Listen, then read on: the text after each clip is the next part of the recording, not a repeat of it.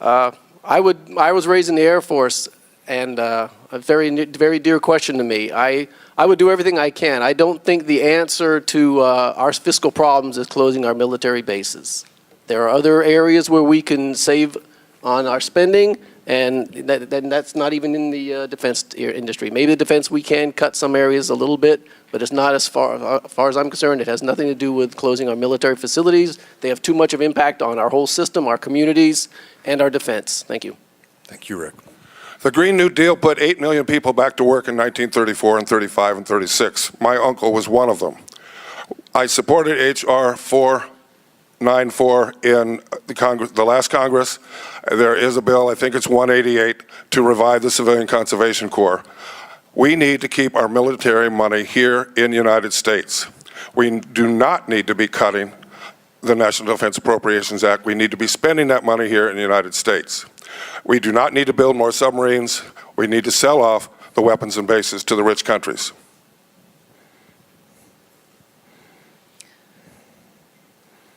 I've taken a leave of absence, shall we say, from a closed military base, closed naval shipyard. It's very important that we understand how research and technology and innovation drives defense. We have a very close relationship in this community of how important the defense community is relative to research technology. They are completely laced in with this community. They're very important to this community, and it's very important that we support them as well. But through the research, the technology, and the Defense Department, I would fight tooth and nail to keep them open. Thank you, Elizabeth. If we have another BRAC, I hope we take advantage of it by letting everyone know what we have to offer in Charleston and in Beaufort. Under the next round of BRAC, instead of losing jobs, we stand to gain jobs because we are more efficient, we are more high-tech, we are in the growth area of defense. We will do better under BRAC than most every other region in the nation. As an Air Force reservist assigned to Joint Base Charleston, I know the value of that base in this community. I would join with Senator Graham pushing for AFRICOM to try to get that assigned to Joint Base Charleston. That would ensure in any rounds of BRAC closing that the base would not be closed. But to be honest, if you've seen the beautiful new runway they're building out there, that's paid for to support that base. DOD is putting money into that base. That base is going to be there. The bigger question is sequestration. Without budgets, how can you expect DOD and our bases to plan for the jobs they need to do without that guidance? The role of the federal government is very limited and should be very limited, and the less it is in our lives, the better for us to operate as businesses, and taxes are less. That being said, one of the few roles the Constitution does assign to the federal government is a strong military. And consequently, I am very, very much in favor of working hard to build up the military and keep it strong. I'm a big believer in what President Reagan believed in. If you have a strong military, you don't have to worry about a lot of things. And consequently, that's the role of the federal government, and I'll be a big supporter of that. You know, I still wear the uniform, 15 years and counting. I'm a defense contractor right now. I'm not on a leave of absence. I'm on an early lunch break right now. This hits home for us. We have an incredible defense sector. Our digital corridor is the best in the world, and we aim to grow it. AFRICOM is in Germany right now. Why is it in Germany when we have the best defense sector on the East Coast right here? So yeah, we'll bring it here. We will bring it here, and we'll continue growing. We'll leverage what we have, no doubt about it. I've already been working with the Chamber leadership trying to attract AFRICOM here, and it looked like we were going to get them, and they pulled the plug on us. It was between us and Virginia, and we almost succeeded. We've already had our base cut. We lost the Navy base here in '93, so we've had our cut. And what I would specifically do as a congressman, I would put together a coalition between other states who had military bases and get the votes together to stop it. That's the only way you'll do it, put a coalition together with other lawmakers. I think we're all very strong military advocates. I think we all have had military in our family. But we know that, national defense is dependent on our economic security. And I really think we need to look at restructuring tax reform and also welfare and entitlement programs. Unfortunately, in our welfare programs, we victimize recipients. They can't get out. and we need to reform that. Is costing us taxpayers a lot of money that we could be using elsewhere. Thank you. One of the things that the government does quite well in South Carolina is builds a fighting force that is second to none in the world. We need to continue to support that.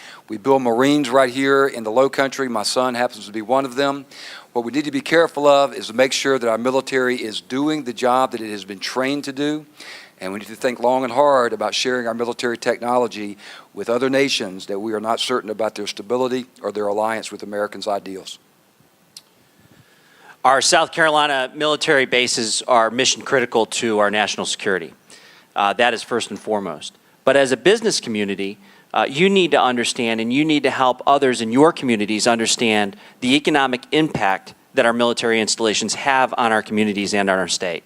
So I would encourage you to really focus in on that as an overall objective in ensuring that we don't close any of these bases. The military footprint in South Carolina is obviously huge. We have the Joint Air Force Base here in Charleston. We also have Parris Island. We have the Naval Hospital in Beaufort. We have Jackson just outside, Fort Jackson just outside Columbia.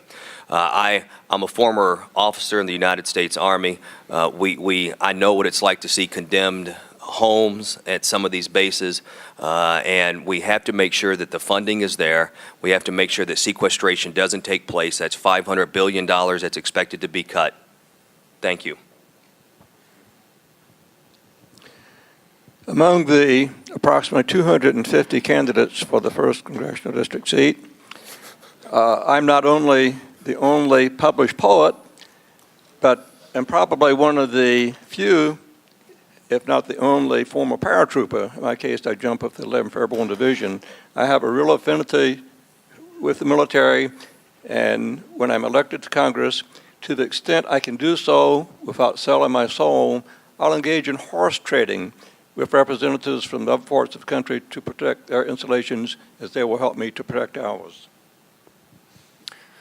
I would continue to do what I did as governor. We actually set up a BRAC committee and went to Washington basically talking about the unique capabilities that are offered here in the Low Country. So for the 437th and the 315th based here in Charleston, they're able to perform missions that can't really be performed in other parts of the country. If you look at the fighter jets, the new F-18s coming into the Marine Corps Air Station Beaufort, if you look at the Eulonia, you look at the Gamecock, you look at the offshore ranges, there are airspace issues that they cannot deal with in other parts of the country that are offered because of where we live. So I would talk about the unique capabilities, and for that reason, we picked up 700 new jobs and new missions in the last BRAC. Please.